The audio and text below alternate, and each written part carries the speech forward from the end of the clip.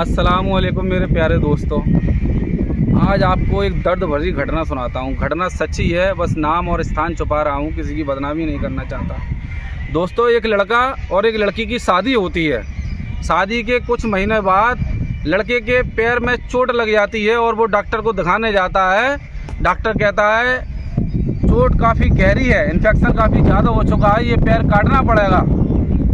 ये बात सुनकर लड़की दंग रह जाती है।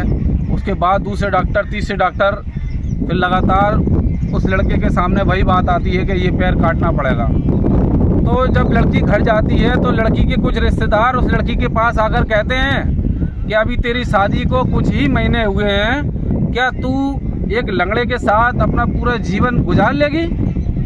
तू इस लड़के को छोड़ दे, इस लड़के से कई गुना बेहतर अच्छे लड़के से तेरी शादी करवा देंगे, उसके साथ आराम से ज़िंदगी गुजारना। वो लड़की मना कर देती है कि नहीं, मैंने तो इसको ही अपना जीवन साथी मान लिया है, मैं इस लड़के से मोहब्बत करती हूँ, इसी के साथ रहूँगी। लेकिन उसके रिश्तेदार उस लड़की से लगातार यही बात बार बार कहते हैं। तो पता है, उस लड़की के जहन में उन रिश्तेदारों की बात बैठ जाती है और वो लड़की एक दिन अपने मायके में रुक जाती है। लड़के के लाख बुलाने के बावजूद भी वो लड़की उस लड़के के पास नहीं जाती है। दोस्तों, लड़के ने बहुत जिद्दोजहद की, बड़े से बड़े डॉक्टर को दिखाया और खुदा का करम ऐसा हुआ कि उस लड़के की टांग बिना कटे ही, सिर्फ इलाज से, ट्रीटमेंट के ज़रिए ही वो बिल्कुल ठीक हो गई। उसकी टांग बिल्कुल ठीक हो जाती है। ये खबर जब लड़की को मालूम पड़ती है, लड़की का दिल बेचैन होने लगता है, उसकी मोहब्बत दोबारा जाग जाती है। वो चाहती है कैसे भी लड़के के पास चली जाऊं और उसके साथ अपना जीवन गुजारूं। जब लड़के तक ये खबर आती है कि वो लड़की फिर मेरे पास आना चाहती है, लड़के का दिल होता है उसको बुलाने के लिए। लेकिन जैसे लड़की के रिश्तेदार उसके साथ थे, ऐसे ही लड़के के भी कुछ रिश्तेदार उसके पास थे। लड़के के रिश्तेदार उस लड़की के रिश्तेदारों की तरह ही उस लड़की के कान में कानाफूसी करते हैं और कहते हैं कि ऐसी लड़की को फिर से साथ रखने को तू तैयार है? जो लड़की तेरे टांग कटने की खबर सुनकर भाग गई थी, जो परेशानी में तेरा साथ नहीं दे रही थी, ऐसी लड़की को तू दोबारा कैसे रख सकता है? उस लड़की से लाख गुना बेहतर लड़की से शादी तेरी करवा देंगे, उसके साथ जीवन गुजारना आराम से।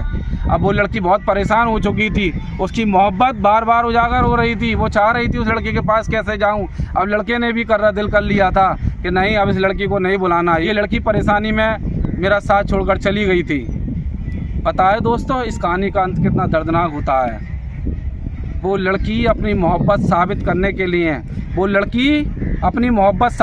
के लिए, फांसी का फंदा अपना लेती है, अपनी ज़िंदगी को ख़त्म कर देती है।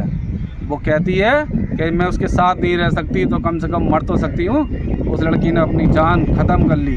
फिर जब लड़के को ये बात मालूम पड़ती है तो लड़का अभी तड़प तड़प कर रोता है। वो सोचता है कि क्यों मैंने उन रिश्तेदारों की बात मान ली। वो लड़की भी मरने से पहले यही सोच रही थी, क्यों मैंने इन रिश्तेदारों की बात मान ली। ऐसे ही हमारी न जाने कितनी बहन बेटियां अपने घरों पर बैठी हुई हैं रिश्तेदारों की बात मानकर। इस कहानी को बताने का दोस्तों सिर्फ इतना ही मकसद था कि जीवन में आपके भी ऐसे मोड़ आएंगे और ऐसे ही रिश्तेदार आपके पास भी आएंगे और सख्त फैसले लेने के लिए कहेंगे, लेकिन आपको किसी की नहीं सुनना, अपने दिल की सुनना है। जब कभी भी कोई दिक्कत होगी तो उसके ज़िम्मेदार आप खुद होंगे। दोस्तों, अब वक्त बदल गया है, अपने फैसले खुद लीजिए। दोस्तों, अगर मेरी वीडियो से आपको कुछ सीखने को मिला है तो इस वीडियो को ज़्यादा से ज़्यादा शेयर करें ताकि किसी का घर दोबारा से बच सके। अपनी दिल की बात माने रिश्तेदारों।